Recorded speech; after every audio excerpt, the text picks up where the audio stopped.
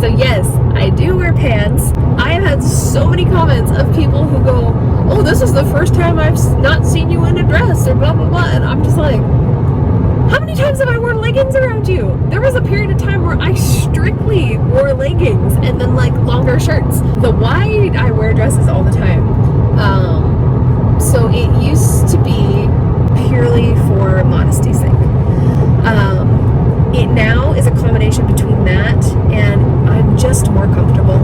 It grew to be a huge part of my identity by my choice. I wanted more than anything to be good, to be wholesome, to be holy, to be beautiful, and to inspire everybody that I was around and to bring all the attention to my laugh and my face and what I thought and what I felt and my love for God, and for them to see me as beautiful because of that.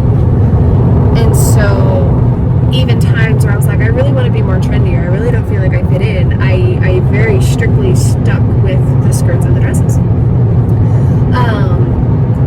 I started kind of changing away from that.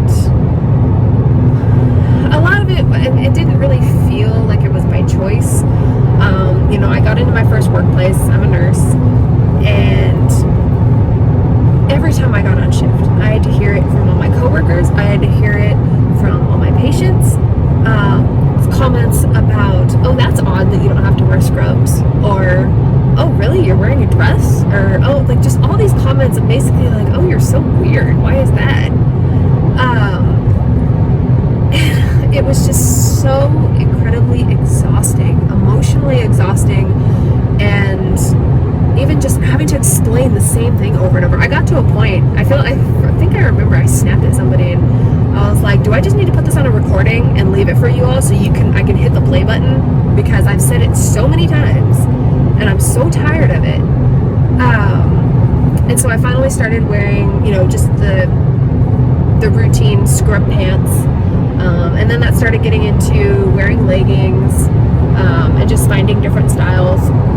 So it was a combination of that and some other, just multiple years of some pretty life-shaking experiences that really just uprooted my whole foundation of what I knew and believed and how I saw the world my whole life. To realize that, even though it is my responsibility as a woman to carry myself in a certain way in order to just, again, help inspire, especially the men around me, just to help them. They're walking around in a world full of landmines and so many issues that they have to guard their hearts and their minds and their eyes from, and they can't, there's so many situations where they can't just relax, and my whole life I found that such an honor that I was in the position to be able to give them that relief and be a place to where they didn't have to worry about shifting their gaze one way or behaving a certain way so that they didn't think, or so that I didn't think that they were trying to hit on me or things like that. It's like they could just enjoy being in my presence and mine and theirs. And I loved that. But it got to a point that I realized that it's not solely my responsibility, and I got so exhausted by always worrying about the size of something was, or the cut that something was, and was it this and was it that, and was I messing up here, was I causing somebody to fall into temptation here, and finally realizing that a good wholesome man is going, regardless of what you're wearing, he's going to see you as a human being, even though it may be very difficult if you're dressed in a very provocative way. He still is going to be at his core that good man. And no matter what you wear, anything from a bikini to a burqa, if there's a man who chooses to be the opposite and wants to undress you with his eyes and fantasize and anything else that could go on, he's also going to do that. So I had to take that responsibility off myself because, realizing that it's also about the men around me and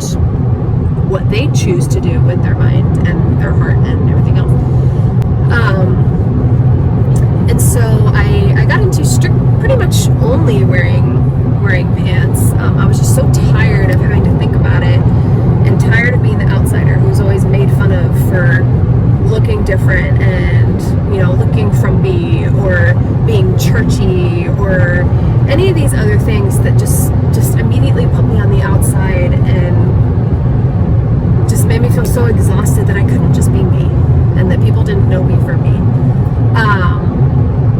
But I was still always uncomfortable. I still always worried about, like, was something too tight? Was something too short? Was, you know, I just never really felt comfortable. Even when I sat down, like, I just couldn't, you know, relax. And so I've more recently gotten back into wearing skirts and dresses, again, just because it's comfortable. Hides a lot of fat, hides a lot of rolls and bumps, and it just flows. It's very easy. I feel more comfortable. I feel more feminine.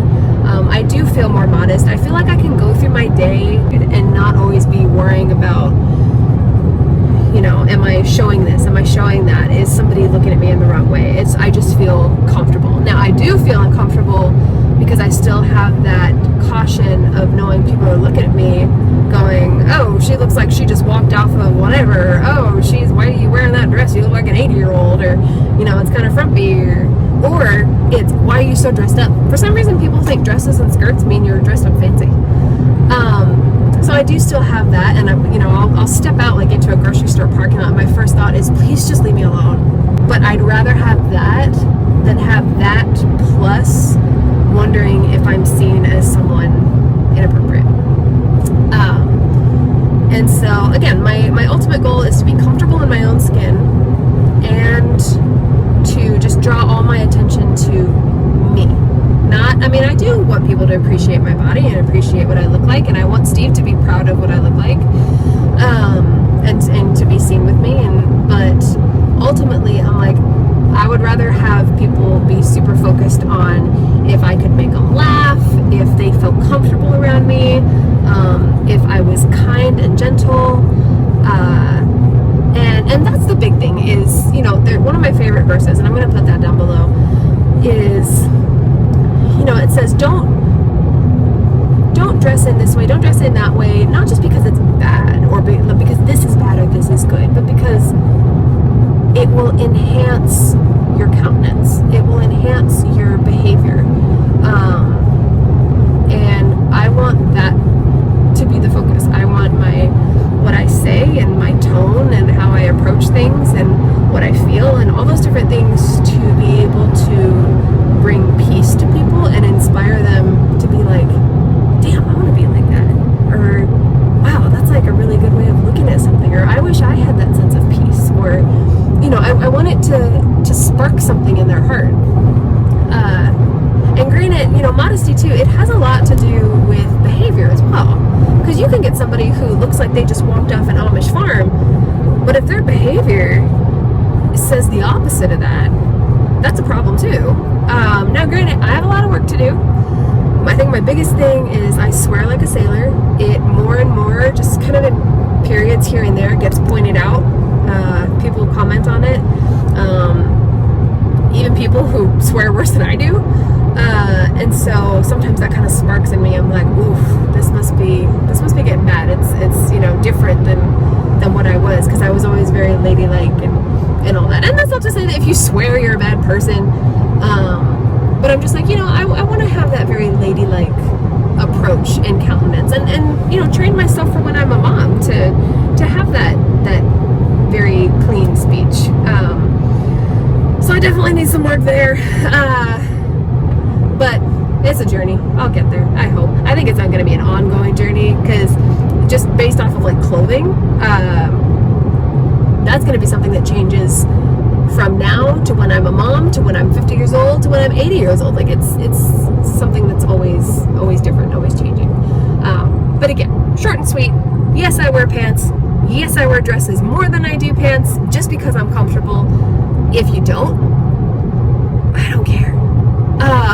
Like, I'm not gonna look down on you or judge you or anything else like that, just because you dress differently than I do. You know, again, it's the combination of how you dress and your behavior and where your heart's at. So, you know, if you're a good person, we have stuff in common. We're friends. I don't give a damn how you dress. You know, that's between you and your family and the big guy and you know, anyone else in your life, not me.